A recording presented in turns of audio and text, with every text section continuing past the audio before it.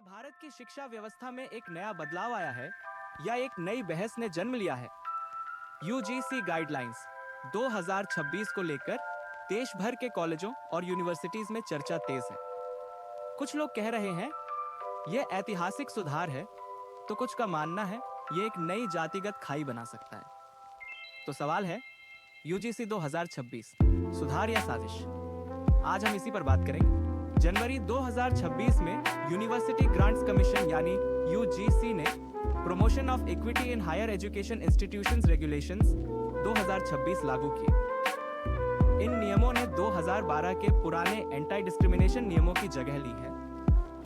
इनका मुख्य उद्देश्य है कॉलेज और यूनिवर्सिटी कैंपस में जाति आधारित भेदभाव को रोकना। इन नियमों के तहत एससी, एसटी, ओबीसी, ईडब्ल्यूएस और अन्य संवैधानिक रूप से संरक्षित वर्गों को सुरक्षा देने की बात कही गई है। इसके लिए कई नई व्यवस्थाएं अनिवार्य की गई हैं, जैसे equity committee, equal opportunity centre, equity squad, 24x7 helpline और शिकायतों के तेज निपटारे का सिस्टम।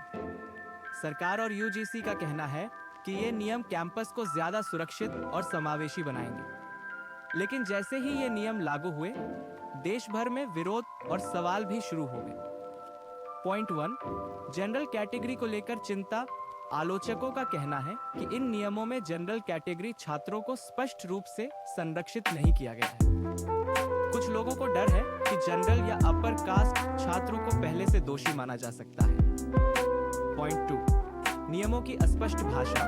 नियमों में इम्प्लिसिट डिस्क्रिमिनेशन और स्ट्रक्चरल डिसएडवांटेज जैसे शब्दों का इस्तेमाल किया गया है। कई छात्रों और शिक्षकों का कहना है कि ये शब्द बहुत खुले अर्थ वाले हैं, जिससे गलत व्याख्या हो सकती है।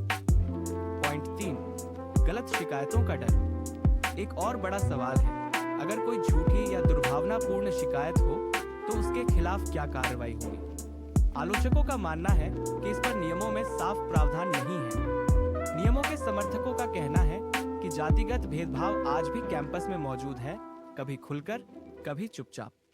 पिछले कुछ सालों में शिकायतों की बढ़ती संख्या दिखाती है कि समस्या अभी खत्म नहीं हुई। उनका कहना है कि ये नियम एंटी रैगिंग और सेक्सुअल हरासमेंट सेल्स जैसे ही सुरक्षा तंत्र हैं।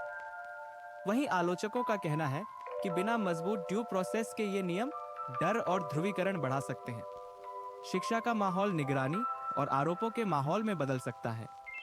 तो क्या यूजीसी गाइडलाइंस 2026 एक नई जातिगत खाई बना रहे हैं? नियत शायद ऐसी नहीं है, लेकिन लोगों की आशंकाएं भी नजरअंदाज नहीं की जा सकती।